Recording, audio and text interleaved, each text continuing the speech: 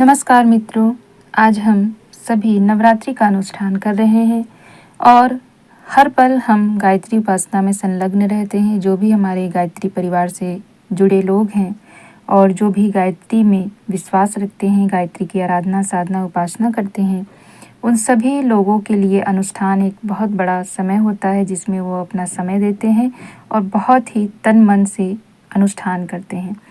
आज हम जानेंगे कि अनुष्ठान वास्तव में होता क्या है, इसका इतना प्रभाव क्यों है और क्यों अनुष्ठान द्वारा किए गए उपासना से ईश्वर तक हमारी आवाज़ पहुंच जाती है। तो उपासना को समझेंगे। उपासना हम सभी करते हैं, लेकिन अनुष्ठान को इतना महत्व क्यों दिया जाता है, इस बात को आज हम समझने का प्रयास करेंगे। किसी विपत्ति को छलांग कर पार करना है या कोई सफलता प्राप्त करनी है तो उस लक्ष्य पर टूट पड़ने के लिए जो शक्ति संचय आवश्यक है वह अनुष्ठान द्वारा प्राप्त होती है। बच्चा दिन भर माँ माँ पुकारता रहता है, माता भी दिन भर बेटा लल्ला कहकर उसको उत्तर देती रहती है। यह लाड़ दुलार यूं ही दिन भर चलता रहता है। पर जो कोई विशेष आवश्यकता पड़ती है, कष्ट होता है, कठिनाई आती है, आशंका होती है या सहायता की जरूरत पड़ती है तो बालक विशेष बलपूर्वक विशेष स्वर से माता को पुकारता है। इस विशेष पुकार को सुनकर माता अपने अन्य कामों को छोड़कर बालक के पास दौड़ आती है और उसकी सहायता करती है। अनुष्ठान साधक की ऐसी ही पुकार है जिसमें विशेष बल एवं आकर्षण होता है। उस आकर्षण से गायत्री शक्ति विशेष रूप से साधक के समीप एकत्रित हो जाती है। जब सांसारिक प्रयत्न असफल हो रहे हों, आपत्ति का निवारण होने का मार्ग न सूझ पड़ता हो, चारों ओर अंधकार छाया हुआ हो, भविष्य निराशाजनक दिखाई दे रहा हो, परिस्थितियां दिन दिन बिगड़ती जाती हों, सीधे करते उल्टा परिणाम निकलता हो तो स्वभावतः मनुष्य के हाथ पैर फूल जाते हैं। चिंताग्रस्त और उद्विग्न मनुष्य की बुद्धि ठीक काम नहीं करती।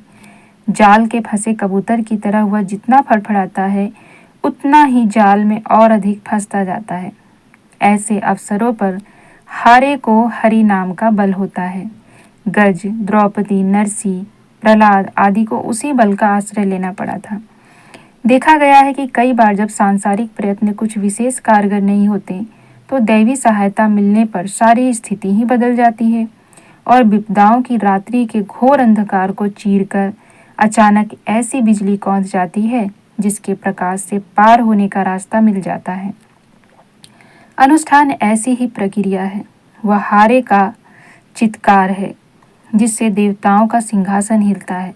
अनुष्ठान का विस्फोट हृदयाकाश में एक ऐसे प्रकाश के रूप में होता है जिसके द्वारा विपत्तिग्रस्त को पार होने का रास्ता दिखाई देता है। सांसारिक कठिनाइयों में, मानसिक उलझनों में, आंतरिक उद्योगों में गायत्री अनुष्ठान से असाधारण सहायता मिलती है। यह ठीक है कि किसी को सोने का घड़ा भरकर असरफियां गायत्री नहीं दे जाती, पर यह ठीक है कि उसके प्रभाव से मनोभूमि में ऐसे मौलिक परिवर्तन होते हैं जिनके कारण कठिनाई का उचित हल निकल जाता है। उपासक में ऐसी बुद्धि, ऐसी प्रतिभा, ऐसी सूझ, ऐसी दूरदर्शिता पैदा हो जाती है जिसके कारण वह ऐसा रास्ता प्राप्त कर लेता है जो कठिनाई के निवारण में रामबाण की तरह फलप्रद सिद्ध होता है। भ्रांत मस्तिष्क में कुछ असंगत, असंभव और अनावश्यक विचारधाराएं, कामनाएं, मान्यताएं घुस पड़ती हैं जिनके कारण वह व्यक्ति अकारण दुखी बना रहता है।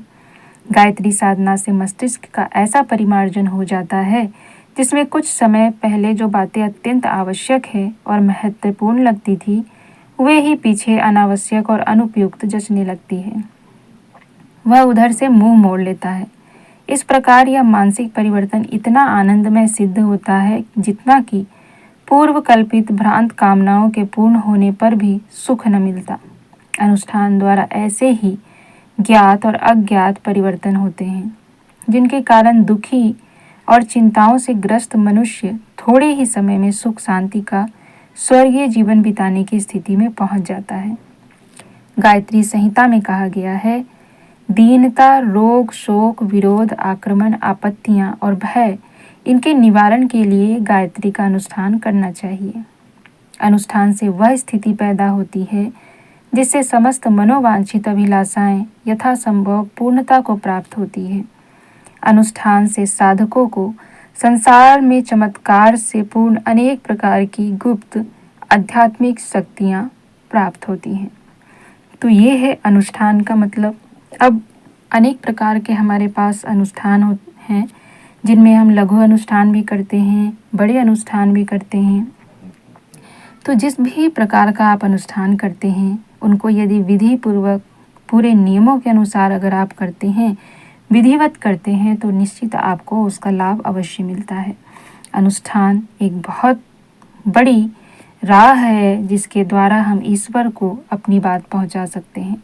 तो इसीलिए जो भी लोग हार चुके हैं या जिन्हें भगवान तक अपनी बात पहुंचानी है, माँ गायत्री तक अपनी बात पहुंचानी है, उनके लिए अनुष्ठान एक बहुत अच्छा माध्यम है जो सीधा माँ गायत्री के दिल में अपनी बात को बिठा सकता है, उन तक पहुंचा सकता है और जिस कारण वह चिंतित है उस चिंता को भी दूर कर सकता है, उससे मुक्ति पा सकता है, माँ गायत्री का आशीर्वाद पा सकता है।